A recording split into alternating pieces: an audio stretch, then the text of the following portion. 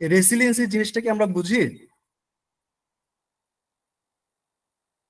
এখানে লেখা আছে রেসিলিয়েন্সি অফ কটন ইজ লো। রেসিলিয়েন্সি আমরা বুঝি? আচ্ছা আমি বলি, রেসিলিয়েন্সি জিনিসটা হচ্ছে আমরা যখন কটনের একটা কাপড় নতুন মার্কেট থেকে কিনে এনে পরলাম, পরার পরে এটা বালতিতে আমরা ধুইলাম, ধোয়ার পরে যখন শুকানোর পরে যখন আমি কাপড়টা নিয়ে আসি, সুতির কাপড়, এটা কি তখন আমি পরতে পারি? ওইটা ওই অবস্থায় পরে কি আমি কোথাও বেড়াতে যেতে পারবো কোনো প্রোগ্রামে? জি না স্যার, এটা আয়রন করতে হয়। আয়রন করতে হবে, হ্যাঁ। কেন আয়রন করতে হবে? কারণ হচ্ছে এখানে ক্রিজ পরে, এটা ভাঁজ পড়ে যায়। অর্থাৎ এর রেসিলিয়েন্সি খুবই খারাপ। এই কারণে বলা হয়েছে রেসিলিয়েন্সি অফ কটন ইজ লো। তো এই জিনিসটা ম্যানমেড ফাইবারের ক্ষেত্রে কিন্তু রেসিলিয়েন্সিটা ভালো থাকে। অর্থাৎ এটাকে আমরা টি শার্ট যেগুলো আমরা কিনি সেগুলা ধোয়ার পরে শুকানোর পরে কিন্তু আমরা সরাসরি পরে ফেলতে পারি। ঠিক আছে। আরেকটা জিনিস আছে নিচে দিয়ে, অ্যাব্রেশন রেসিস্ট্যান্স, দেখা যাচ্ছে? জি স্যার। অ্যাব্রেশন রেসিস্ট্যান্স জিনিসটা হচ্ছে যে আমরা একটা জিনিস ঘষলে, মনে করেন আমি একটা কাপড় বললাম, এটা আমার গায়ের সাথে অনেকবার ঘষতেছে না? আমি যে প্যান্ট পরলাম, আমার হাঁটুর সাথে আমার প্যান্টটা ঘষা খাচ্ছে না? জি স্যার। এখন ঘষা খেয়ে কি আমার কাপড়টা ছিঁড়ে যায়? না স্যার, ঘর্ষণ প্রতিরোধ ক্ষমতা আছে। হ্যাঁ আছে, মিডিয়াম রেসিস্ট্যান্স আছে। আচ্ছা, তবে সেটা ম্যানমেড ফাইবারের ক্ষেত্রে আরো বেশি। আচ্ছা, আরেকটা জিনিস হচ্ছে ময়েশ্চার রিগেন। এখানে ময়েশ্চার রিগেন 8.5% লেখা আছে। আমার মাউসটা বরাবর আপনারা একটু খেয়াল করবেন, এখানে ময়েশ্চার রিগেন দেওয়া আছে 8.5%। 8.5% এর মানে কি? এর মানে হচ্ছে, হ্যাঁ হ্যাঁ বলেন বলেন। আর্দ্রতা পুনর্প্রাপ্তি আর কি স্যার। হ্যাঁ পুনঃপ্রাপ্তি। এর মানে হচ্ছে, আমি আরেকটু সহজ করে বলি, কোন একটা কটন ফাইবারকে মনে করেন আমার কাছে কিছু ফাইবার আছে, এগুলোকে আমি শুকাইলাম একদম, মানে ওভেন ড্রায়ার মেশিনে একদম শুকাই ফেললাম। শুকানোর পরে এর মধ্যে কোনো আর ময়েশ্চার নাই, তখন দেখা গেল তার ওজনটা হলো 100 গ্রাম। এখন আমি খোলা অবস্থায় 24 ঘন্টা রেখে দিলাম 100 গ্রাম ওই কটন ফাইবারটাকে। তারপর আমি 24 ঘন্টা পরে এসে আবার ওই ফাইবারটাকে ওজন করলাম, তখন দেখা গেল তার ওজন হয়ে গেল 108.5 গ্রাম। অর্থাৎ তার 8.5% ওজনটা বাড়লো। কেন বাড়লো? কারণ হচ্ছে সে 8.5% ওই বাতাস থেকে ময়েশ্চার গ্রহণ করলো।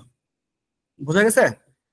আচ্ছা, তারপর হচ্ছে ডাইমেনশনাল স্টেবিলিটি। ডাইমেনশনাল স্টেবিলিটি আমরা একটু প্র্যাকটিক্যালি চিন্তা করবো, সবকিছু এত বইয়ের ভাষা দিয়ে ইয়া করবো না। ডাইমেনশনাল স্টেবিলিটি মানে হচ্ছে, এটা হচ্ছে মানে শ্রিঙ্কেজ, মানে হচ্ছে এটা সংকুচিত হয়ে যাওয়া। তো কটন সাধারণত শ্রিঙ্ক করে না ফাইবার অবস্থায়, কিন্তু আমরা যখন ফেব্রিক তৈরি করি তখন আসলে কিন্তু দেখা যায় কি বিভিন্ন প্রসেসের কারণে এটা আসলে শ্রিঙ্ক মানে সংকুচিত হয়ে যায়।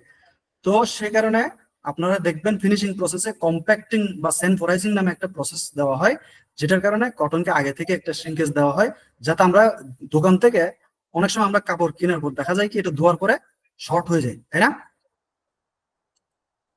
জি স্যার। অথবা আমরা একটা পাঞ্জাবি সিলাইতে যাই টেলার্সের, অথবা আমরা একটা শার্ট সিলাইতে যাই, ওখানে টেলার্সে গিয়ে আমরা বলি যে আপনারা এটা একটু বাড়তি রাখেন, কারণ ধোয়ার পরে এটা একটু সংকুচিত হবে, তাই না? তো কটন ফেব্রিকের ক্ষেত্রে ধরুন সংকুচিত এটা দেখা যায়, এটা কারণ হচ্ছে প্রসেসিং এর কারণে। কটন প্রসেস করতে অনেক টেনশনের উপর থাকে তো কটন, তো সে কারণে সংকুচিত হয়। ওই সংকোচনটা যাতে না হয় সে কারণে যেগুলো এক্সপোর্ট আইটেম আমরা বিদেশে যেগুলো রপ্তানি করি, এগুলোর ক্ষেত্রে কম্প্যাক্টিং বা সেনফোরাইজিং প্রসেস ব্যবহৃত হয়, যাতে ধোয়ার পরেও এটাতে আর সংকুচিত না হয়। আর থার্মাল প্রপার্টিস মানে হচ্ছে ওই যে আমরা বললাম যে আমরা যখন গরমে ঘামি তখন তো ঘাম শোষণ করে, ঘাম শোষণ করার পাশাপাশি আমাদের শরীরটাও কিন্তু গরমের মধ্যে ঘেমে যায়, প্লাস শরীরতে হিট তৈরি হয়। তো কটনের থার্মাল কন্ডাক্টিভিটি অর্থাৎ তাপ পরিবাহিতা অনেক ভালো, অর্থাৎ সে আমাদের শরীরের গরমটা টেনে বের করে দেয়, এনভায়রনমেন্টে ছেড়ে দিলে দেখা যায় কি আমাদের ইয়াটা ভালো লাগে, মানে হচ্ছে আমাদের এই জন্য সুতির কাপড় ভালো লাগে, আমাদের শরীরের যে গরমটা আছে গরমটা বের হয়ে যায়। কিন্তু আমরা যদি সোয়েটার বা জ্যাকেট পরি, আপনারা কেউ কখনো দেখবেন শীতকাল হোক গরমকাল হোক, আপনি সোয়েটার পরে একটু দৌড়াই দেখবেন, দৌড়াই দেখার পর আপনার মনে হবে কি শ্বাস বন্ধ হয়ে যাচ্ছে। এর কারণ হচ্ছে আপনার বডির হিটটা বের হতে পারতেছে না, উলের কাপড় বা অ্যাক্রিলিকের কাপড়ের কারণে, অ্যাক্রিলিকের সোয়েটারের কারণে বের হতে পারতেছে না। তো সেই কারণে আপনার দেখবেন কি দম বন্ধ হয়ে আসতেছে। এর কারণ হচ্ছে আমার শরীরের যে হিট আছে ওই হিটটা কিন্তু বের হতে পারতেছে না। ঠিক এই কারণে কিন্তু আমাদের বন্ধ হয়ে আসে।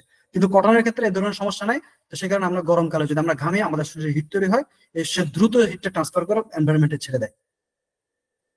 এইগুলো হচ্ছে আমাদের ফিজিক্যাল প্রপার্টিস আর কি। আমরা এগুলো বইয়ের ভাষায় আগে পড়ছিলাম, এখন একটু প্র্যাকটিক্যাল নলেজের সাথে একটু ইয়া করলাম। আচ্ছা, এরপরে আরেকটা জিনিস হচ্ছে কেমিক্যাল প্রপার্টিস, এটাও কিন্তু আপনারা পড়ছেন। তো এখানে এফেক্ট অফ অ্যালকালিস, অ্যালকালি দিয়ে আমাদের কটনের কি হয় না হয় এগুলো আমার জানা কি প্রয়োজন? এই কেমিক্যাল প্রপার্টিস এগুলো কেন প্রয়োজন? অবশ্যই প্রয়োজন, কারণ হচ্ছে আমি এই যে কিছুক্ষণ আগে বলছিলাম স্কাউরিং একটা প্রসেস করি আমরা।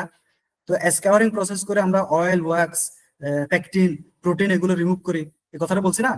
তো ওই প্রোটিন এগুলো রিমুভ করার জন্য আমাদের কিন্তু অ্যালকালি লাগে। এখন আমি অ্যালকালি ব্যবহার করে দিলাম, কটনের ক্ষতি হয়ে গেল, তাহলে কি হবে?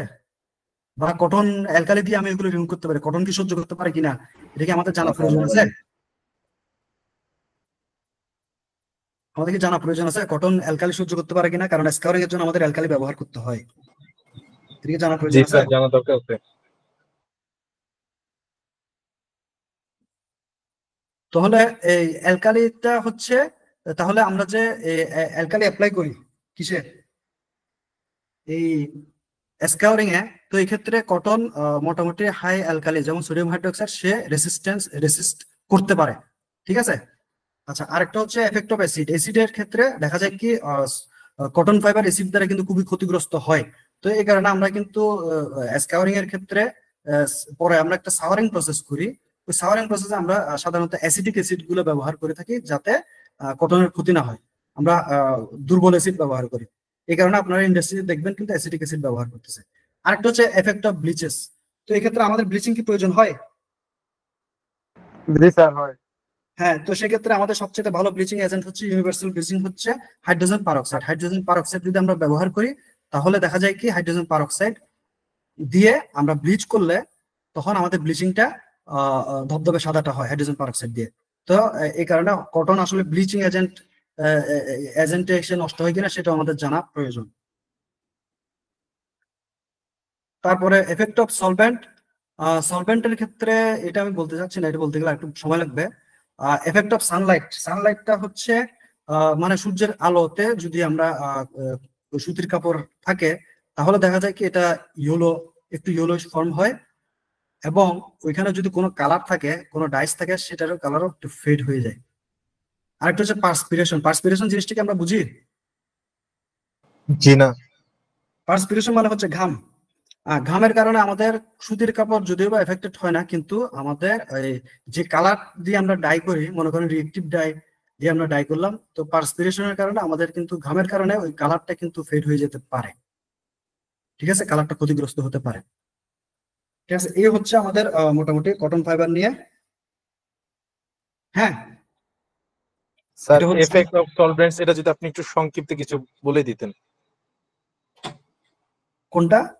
এই যে এফেক্ট অফ সলভেন্টস যেটা বললেন যে সময়ের জন্য বলতে পারবেন না, কিন্তু এটা যদি আপনি সংক্ষিপ্ত আকারে একটু বলে দিতেন। এটা হচ্ছে আসলে কিছু কিছু সলভেন্ট মানে হচ্ছে এগুলো হচ্ছে কিছু কেমিক্যাল আর কি। কেমিক্যালের মধ্যে ওই যে আমরা ড্রাই ওয়াশ করি না, ড্রাই ওয়াশ করার সময় কিছু সলভেন্টের মধ্যে আমরা এটা ওয়াশ করি, তো ওই সময় এটা হচ্ছে বেশিরভাগ কেমিক্যালে সে সলিউবল হয় না। আর এখানে বলছে for rest of the solvent cotton exhibits resistance, অর্থাৎ এটা মানে হচ্ছে মনে করেন আমি পানির মধ্যে চিনি দিলাম, তাহলে আমি পানির মধ্যে যদি চিনি দিই, পানি একটা হচ্ছে মনে করেন সলভেন্ট আর চিনি হচ্ছে একটা সলিউট। এখন চিনিকে যদি পানিতে দিই, আরেকটা গ্লাসের মধ্যে আমি পানি দিলাম, বালিও দিলাম, তাহলে দেখা যাচ্ছে কি চিনির মধ্যে বালি দিলাম, এখন চামচ দিয়ে নাড়ালে কোনটা মিশে যাবে? চিনিটা মিশে যাবে। হ্যাঁ, চিনিটা মিশে যাবে, অর্থাৎ চিনিটা সলিউবল। তো তার মানে হচ্ছে চিনি যখন মিশে যাবে তখন আমি চিনিটাকে আলাদা করে আমার জন্য খুব ডিফিকাল্ট হয়ে যাবে, ঠিক আছে?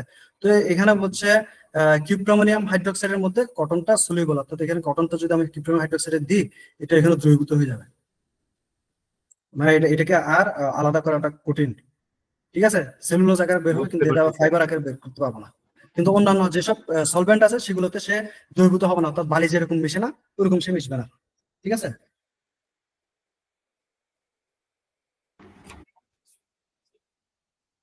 আচ্ছা, এগুলো ম্যানুফ্যাকচারিং প্রসেস গুলো আপনারা দেখবেন, এটা নেক্সট ক্লাস আপনারা দেখবেন। আচ্ছা, এখানে আরেকটু দুইটা কটন সম্পর্কে আমি একটু বলতে চাই, সেটা হচ্ছে জেনেটিক্যালি মডিফাইড কটন বা বায়োটেক কটন। হ্যাঁ, এই বায়োটেক কটন বা জেনেটিক্যালি মডিফাইড কটনটা হচ্ছে মানে কটনের জিনের মধ্যে কিছু মডিফাই করে দেওয়া হয় যাতে ওই কটনটা প্রোডাকশনের সময় আমাদের পেস্টিসাইডস মানে কীটনাশক কম লাগে অথবা আগাছাটা কম পরিষ্কার করতে হয়, ওই ধরনের কিছু জেনেটিক্যালি মডিফাইড কটন আছে। আরেকটা হচ্ছে অর্গানিক কটন। অর্গানিক কটনটা হচ্ছে এমন একটা কটন যে কটনটা প্রোডাকশন প্রসেসের সময় আমরা জানি যে কটন তৈরি যে কোনো ক্রপসে আমরা প্ল্যান্ট তৈরি করলে তখন দেখা যায় কি আমাদের কি করতে হয়, প্ল্যান্টটাতে আমাদের সার দিতে হয়, কীটনাশক দিতে হয়, তাই না?